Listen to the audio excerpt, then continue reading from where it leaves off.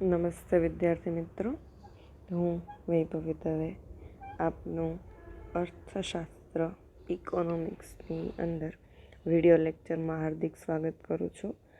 અગાઉનું જે લેક્ચર હતો એની અંદર આપણે ટૉપિક જોઈ ગયા હતા કે અર્થશાસ્ત્રનો વિષય પ્રવેશ છે એની અંદરના અમુક પારિભાષિક શબ્દો. આજનો આપણો નવો ટૉપિક છે કે અર્થશાસ્ત્રનો વિષય પ્રવેશ, એટલે કે અર્થશાસ્ત્ર છે એ ક્યાંથી ઉદ્ભવ્યું, કેવી રીતે એનો વિકાસ થયો, કયા કયા અર્થશાસ્ત્રીઓએ અર્થશાસ્ત્રને શું કામ નામ આપ્યું, એ દરેક ટૉપિકની આજે આપણે ચર્ચા કરવાની છે. તો સૌપ્રથમ શરૂઆત કરીએ તો આપણને બધાને ખબર જ છે કે માનવી છે ને એ બહુ બુદ્ધિશાળી પ્રાણી છે.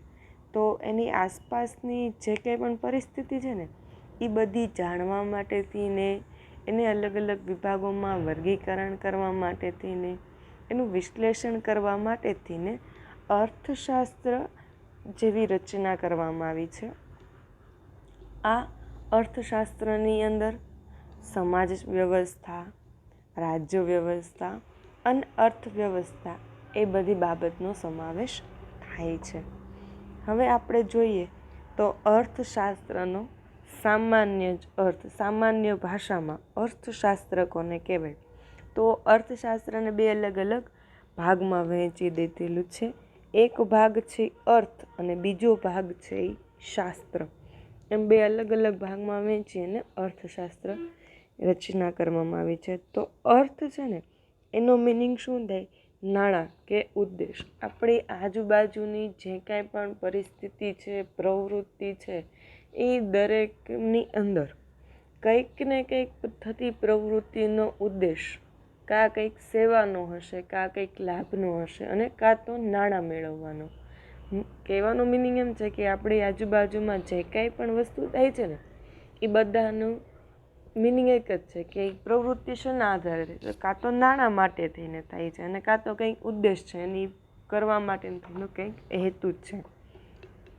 અને શાસ્ત્ર એટલે પદ્ધતિસરનું જ્ઞાન. નાણાં કે ઉદ્દેશો મેળવવા માટેથી ને કે પૂરા પાડવા માટે થઈને જે પદ્ધતિસરનું જ્ઞાન છે એને શું કહેવામાં આવે? અર્થશાસ્ત્ર કહેવામાં આવે છે.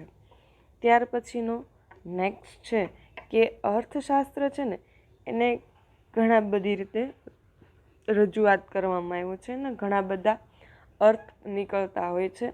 એમાં આપણે જોઈએ તો સંસ્કૃત ભાષામાં છે અર્થશાસ્ત્રનો અર્થ છે એનો મિનિંગ શું થાય છે કે કશુંક મેળવવું કે ઉદ્દેશ્ય, કંઈક મેળવવાનું છે. આપણી આજુબાજુની જે પ્રવૃત્તિઓ થાય છે એમાંથી આપણે કંઈક મેળવવાનું છે, કંઈક શીખવાનું છે, નાણાં મેળવવાનું છે. જો ધંધો, ઉદ્યોગ, પેઢી હોય તો એમાંથી નાણાં મેળવતા હોય છે, ક્યારેક કંઈક શીખ મેળવતા હોય છે, કંઈક મેળવવાની વૃત્તિ હોય છે. ત્યાર પછીનો નેક્સ્ટ ટૉપિક છે કે અર્થશાસ્ત્ર છે ને એ ઇકોનોમિક્સ, એટલે ગ્રીસ શબ્દ છે ઇકોનોમિક્સ એના પરથી આવેલું છે. એટલે ટૂંકમાં આપણે તમે મોસ્ટ ઓફલી જુઓ ને તો અર્થશાસ્ત્ર એવું કંઈ લાંબુ ન બોલે, પણ ટૂંકમાં કે ઇકો શેના ઉપરથી આવેલો છે? ઇકોનોમિક્સ. અને ઇકોનોમિક્સ શબ્દ છે ને એ શેના ઉપર આવેલો છે? ઓકોનોમસ પર આવેલો છે. શેના, ફરીથી રિપીટ કરું છું, જો ઇકોનોમિક્સ ઇકો છે એ ઇકોનોમિક્સ પરથી આવેલો છે.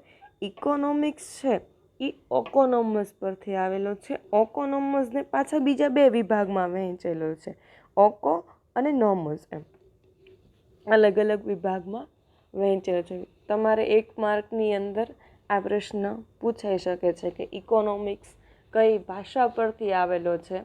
તો કઈ ભાષા કહેવાની છે? ગ્રીસ ભાષા છે, ગ્રીસ શબ્દ છે એના પરથી આવેલો છે. અને બીજું કે ગ્રીસ ભાષાની અંદર ઇકોનોમિક્સનો શું મિનિંગ થાય છે? તો કે ઓકોનોમસ શબ્દ છે એના પરથી અર્થશાસ્ત્ર ઇકોનોમિક્સ એવું આવેલું છે. તો હવે ઓકોનોમિક્સ છે એને આપણે જોઈએ તો પહેલાં ઓકોઝ એટલે શું થશે? તો કે ઘરવકરી, સરસામાન કે માલિકી. જે વસ્તુ છે એની અંદર વસ્તુ હશે અને એની કોઈની માલિકી હશે. અને નોમોસ એટલે કે જે વસ્તુ, જે સેવા, જે માલિકી છે એની વ્યવસ્થાપન કરવું, સરસામાનનું વ્યવસ્થાપન કરવું, એની ગોઠવણી કરવાનું છે, એનું એડજસ્ટ કરવાનું છે, કેવી રીતે ઉપયોગમાં કરવો છે, શા માટે ઉપયોગમાં કરવાનું છે, એ બાબતો આપણને શેના પરથી જાણવા મળશે? નોમોસ પરથી છે, ખ્યાલ આવી જશે. એના માટેનું બેસ્ટ એક્ઝામ્પલ આપું તો માર્કર પેન આવે છે, બરાબર? તો એની કોઈ પણ એક વ્યક્તિની માલિકી હશે અથવા તો કોઈ એક સંસ્થાની માલિકીની હશે, વસ્તુ છે, આપણી પાસે સાધન છે, બરાબર? અને એનું વ્યવસ્થાપન, તો એને યુઝ કરવા માટે થઈને, વાપરવા માટે થઈને એની અંદર ઇંકની જરૂરિયાત પડે છે. તો કેટલા પ્રમાણમાં ઇંક પૂરવી છે, કેવી રીતે એની અંદર ઇંક પૂરવી છે, કઈ કંપનીની પૂરવી છે, તો એ શું છે? એનું વ્યવસ્થાપન છે, એની ગોઠવણી છે, એનું એડજસ્ટ છે કે ઇંક બહુ વધારે ન પૂરાઈ જવી જોઈએ, બહુ ઓછી ન હોવી જોઈએ, બીજી કંપનીની ન હોવી જોઈએ. તો એ બાબત શું છે? તો કે નોમોસ એટલે સરસામાનનું વ્યવસ્થાપન. આશા રાખું કે આની અંદર તમને અર્થશાસ્ત્ર છે ને એ શબ્દ શું શું કહેવા માંગે છે ને એ બાબતનો ખ્યાલ આવી ગયો હશે. હવે અલગ અલગ અર્થશાસ્ત્રીઓની વ્યાખ્યાઓ જોઈએ. તો સૌપ્રથમ પહેલી આવશે કે કૌટિલ્યના મત મુજબ અર્થશાસ્ત્ર. તમારે 1 માર્કની અંદર વારંવાર પ્રશ્ન પૂછાઈ જાય છે કે કૌટિલ્યના મતે અર્થશાસ્ત્રની વ્યાખ્યાઓ આપો. તો અર્થશાસ્ત્રની વ્યાખ્યા આપણે આપતા પહેલાં જોઈએ તો કે 2500 વર્ષ પહેલાં, એટલે આજથી જે આપણે જોઈએ ને તો 2500 વર્ષ પહેલાં કૌટિલ્યએ છે અર્થશાસ્ત્ર નામનું પુસ્તક લખ્યું હતું. અને એ પુસ્તકની અંદર અર્થશાસ્ત્રની વ્યાખ્યા આપી હતી. તો કોને કહેવામાં આવે છે? તો કે મનુષ્યની વૃત્તિ અર્થ છે, મનુષ્યના વસવાટવાળી ભૂમિ પણ અર્થ છે તેવી પ્રવૃત્તિઓના લાભ પાલનનો ઉપયોગ દર્શાવતું શાસ્ત્ર. એટલે કે મનુષ્યની વૃત્તિ અર્થ છે, જે કામ કરવાની વૃત્તિ છે, ટેવ છે, એ પણ એક પ્રકારનો અર્થ છે. વસવાટવાળી ભૂમિ, જ્યાં રહે છે, જ્યાં ધંધો કે પેઢી કરે છે, એ પણ શું છે? અર્થ છે. અને તેવી પૃથ્વીના, એટલે કે જે પૃથ્વી પર રહે છે એનું લાભ પાલન, એટલે એનું ભરણ પોષણ કરવા માટેની જે આખું ઉપયોગો દર્શાવતું શાસ્ત્ર છે, તો એ શાસ્ત્રને શું કહેવામાં આવે છે? અર્થશાસ્ત્ર કહેવામાં આવે છે. હવે આપણે જોઈએ ને તો મનુષ્યની વૃત્તિ સમજીએ ને તો આપણે કોઈ પણ કામ કરતા હોય ને તો આપણી દાનત વૃત્તિ, મોસ્ટ ઓફલી કંઈક કામ ધંધાની બાબત આવે ને તો આપણો પહેલો જ ઉદ્દેશ એવો હોય કે આપણને એમાંથી વધારે આવક મળે, આપણને એમાંથી વધારે નફો મળે. તો એ શું છે? અર્થશાસ્ત્રનો જ એક ભાગ છે. વૃત્તિ અર્થ છે, કંઈક મેળવવાની વૃત્તિ છે. શું મેળવવાની છે? અહીંયા આપણો નફો, નાણાં, કંઈક આવક મેળવવાની વૃત્તિ છે. ત્યાર પછીનો નેક્સ્ટ ટોપિક છે કે જે આપણું અર્થશાસ્ત્ર છે ને કૌટિલ્યના મત મુજબ એને 2 વિભાગમાં વહેંચી દેવામાં આવ્યું છે, પૂર્વનું અર્થશાસ્ત્ર અને પશ્ચિમનું અર્થશાસ્ત્ર. તો પૂર્વના અર્થશાસ્ત્રની અંદર કઈ કઈ બાબતો આવે છે? તો કે હિસાબી વ્યવહારો, રાજધર્મ, રાજકોષની વૃદ્ધિ, કરવેરા, દંડ અને રાજ્યનો ખર્ચ. આ બધી બાબતો છે એ શેની અંદર આવશે? પૂર્વના જે અર્થશાસ્ત્ર આપણને રચના કરેલી છે કૌટિલ્યએ એની અંદર આ વિગતો આવે કે કરવેરા છે, પ્રજા પાસેથી કેટલા પ્રમાણમાં વસૂલ કરવાના છે, કોઈ પણ પ્રકારનો દંડ કે સજા કરવાની છે તો કેવી રીતે કરવાની છે, રાજકોષમાં વધારો થાય, રાજની જે મિલકતો છે એની અંદર કેવા પ્રમાણમાં કર લેવો છે, કેવી કામગીરી કરવી છે તો રાજ્યની મિલકતોમાં વધારો થાય. એવા બધી બાબતોનું માહિતી શેમાં આપવામાં આવી છે? પૂર્વના છે અર્થશાસ્ત્રની અંદર. ત્યાર પછીનો નેક્સ્ટ ટોપિક છે કે પશ્ચિમનું અર્થશાસ્ત્ર. પશ્ચિમનું અર્થશાસ્ત્રની અંદર શું આવે? તો કે માંગ, રાષ્ટ્રીય આવક અને પુરવઠો છે. આની વિગતો શેમાં દર્શાવવામાં આવી છે? પશ્ચિમના અર્થશાસ્ત્રની. બંને અર્થશાસ્ત્રની અંદર સમાનતા ઘણી બધેલી છે. ઘણી બધી વસ્તુઓ એની અંદર એક જ વસ્તુ કહેવા માંગે છે કે પ્રજાના કલ્યાણ માટે થઈને, લોકોના હિત માટે થઈને બધી વિગતો એની અંદર દર્શાવવામાં આવતી હોય છે. હવે આપણે જોઈએ તો પશ્ચિમના અર્થશાસ્ત્રનો ઉદ્ભવ અને વિકાસ. પશ્ચિમનું અર્થશાસ્ત્ર છે એ કેવી રીતે ઉદ્ભવ્યું છે, ક્યારે ઉદ્ભવ્યું, એનાથી જે પ્રજા છે કે લોકો છે એનો વિકાસ કેવી રીતે થયો એ બાબતો જોઈએ. તો ક્યારે થયું તો કે ઔદ્યોગિક ક્રાંતિ બાદ. ઔદ્યોગિક ક્રાંતિ છે એ આવી ત્યાર પછી છે એ પશ્ચિમના અર્થશાસ્ત્રની ઉદ્ભવ થયું. શ્રમ વિભાજન અને વિશિષ્ટીકરણના કારણે. શ્રમ વિભાજન કરવામાં આવ્યું અને વિશિષ્ટીકરણ પણ કરવામાં આવ્યું. 1976માં એડમ સ્મિથે એની છે પશ્ચિમના અર્થશાસ્ત્રનો ઉદ્ભવ કરેલો છે. એ માટે થઈને જ અર્થશાસ્ત્રના પિતા તરીકે એડમ સ્મિથને ઓળખવામાં આવે છે. હવે તમને એમ થતું હશે કે વિશિષ્ટીકરણ અને શ્રમ વિભાજન એટલે શું? તો અગાઉ આપણે પારિભાષિક શબ્દો આ માટે થઈને જ પહેલા લેક્ચરમાં લીધા હતા કે તમને લોકોને ખ્યાલ આવી જાય કે વિશિષ્ટીકરણ એટલે શું. જે વિભાગમાં, જે ક્ષેત્રમાં જે વ્યક્તિ છે એને એમાં વધારે આગળ લાવવા માટેના પ્રયત્નો કરવાના છે વિશિષ્ટીકરણ. શ્રમ વિભાજન એટલે જે વ્યક્તિ છે જે વિભાગમાં કામ કરે છે એ વિભાગમાં એને એના કામની જવાબદારી આપવાની છે, તો એ શ્રમ વિભાજન થયું. જો એક માર્કની અંદર આ પ્રશ્ન પણ વારંવાર પૂછાઈ જાય છે કે અર્થશાસ્ત્રના પિતા કોને કહેવામાં આવે છે, અથવા તો પિતા તરીકે કોને કહેવામાં આવે છે, તો જવાબ આવશે એડમ સ્મિથ છે એને અર્થશાસ્ત્રના પિતા કહેવાય છે. હવે એમણે એક પુસ્તક લખેલું છે an inquiry into the nature and causes of the wealth of nation. આ એનું પુસ્તકનું આખું નામ છે, પણ ટૂંકમાં એને શું કહેવામાં આવે છે, વેલ્થ ઓફ નેશન નામનું પુસ્તક લખેલું છે અને એની અંદર અર્થશાસ્ત્રની વ્યાખ્યા આપેલી છે. ઉત્પાદક શ્રમ દ્વારા ઉત્પન્ન થયેલા ભૌતિક સંપત્તિના ઉત્પાદન, વપરાશ અને વિનિમયનો અભ્યાસ કરતું શાસ્ત્ર. જો શું કહેવામાં આવે છે, શ્રમ દ્વારા જે વસ્તુ ઉત્પન્ન થયેલી છે એના ભૌતિક સંપત્તિના ઉત્પાદન અને વપરાશ, વિનિમય. એટલે કે ઉત્પાદક એટલે કોઈ પણ વ્યક્તિ છે, માલિક છે, તો એના દ્વારા જે વસ્તુ ઉત્પન્ન કરવામાં આવે છે, ધંધો છે, પેઢી કંઈક કર્યું હશે, કંઈક વસ્તુ બનાવવામાં આવે છે, એમાંથી જે ભૌતિક સંપત્તિ છે એમાંથી જે સંતોષ મેળવાય છે એટલે એનું ઉત્પાદન કરી અને એને વપરાશ માટે મૂકવાનું છે કે બીજા લોકોની જરૂરિયાતો સંતોષાય. એની જે જરૂરિયાત છે અન્ન, વસ્ત્ર, આવાસ, એની જરૂરિયાત સંતોષ એના માટે મૂકવામાં આવે અને એના દ્વારા શું કરવાનું છે, વિનિમય કરવાનું છે. જરૂરિયાતો, સેવાઓ પૂરી પાડવાની, સામેના બદલામાં નાણાં મેળવવાના. તો આ જે આખી પ્રક્રિયા છે એને શું કહેવામાં આવે, સંપત્તિનું અર્થશાસ્ત્ર કહેવામાં આવે. કોના મતે કહેવામાં આવશે, એડમ સ્મિથના મતે છે સંપત્તિના અર્થશાસ્ત્રની વ્યાખ્યા આપવામાં આવેલી છે. એડમ સ્મિથને અર્થશાસ્ત્રના પિતા પણ કહેવામાં આવે છે. ત્યાર પછીનો નેક્સ્ટ વ્યાખ્યા છે આલ્ફ્રેડ માર્શલે. એમણે છે વ્યાખ્યા ક્યારે આપી હતી, 1890માં છે અર્થશાસ્ત્રની વ્યાખ્યા આપેલી છે.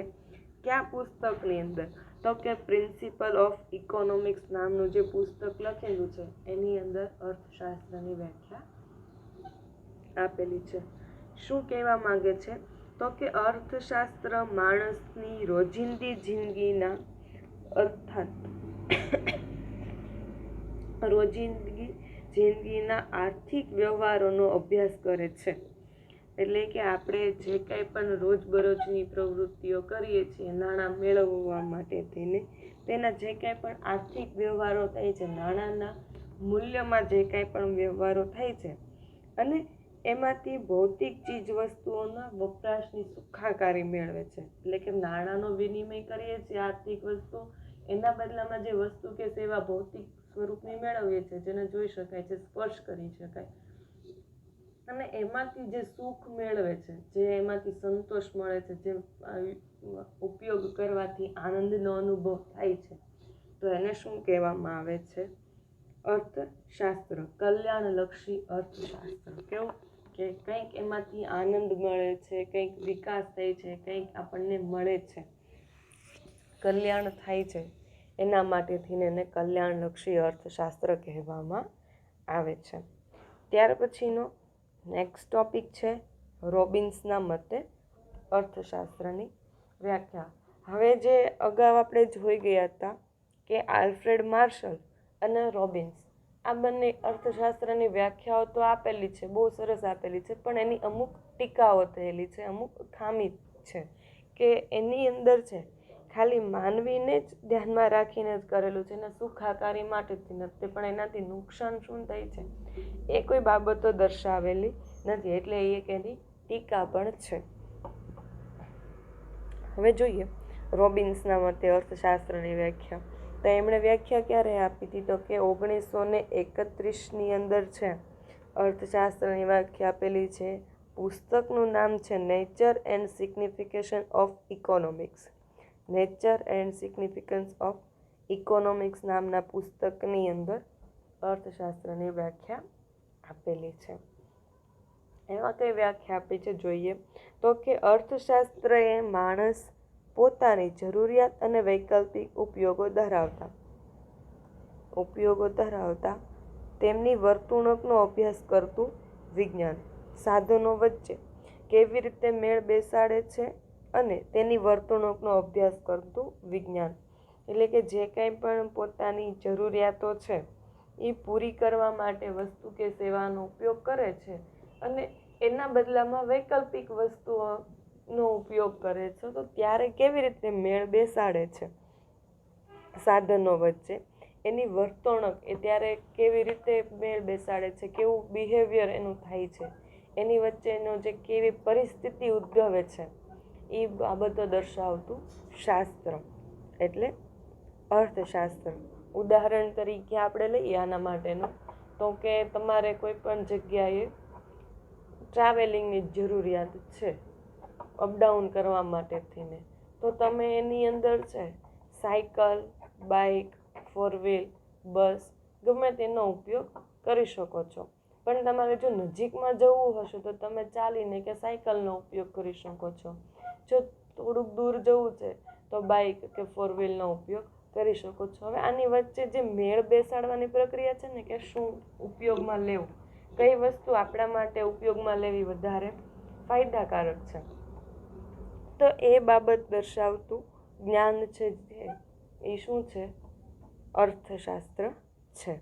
જરૂરિયાતો વસ્તુ કે સેવાની અને સામે નાણાં કે વિનિમય, આપણે કેટલા પ્રમાણમાં વસ્તુ કે સેવા મેળવીએ છીએ અને એના બદલામાં કેટલા આપણે નાણાં ચૂકવવા પડે છે અથવા તો બીજી કોઈ વસ્તુઓ કેટલી ચૂકવવી પડે છે, એની વચ્ચે જે બેલેન્સ કરવાની પ્રક્રિયા છે, જે પ્રોસેસ છે, એને શું કહેવામાં આવશે?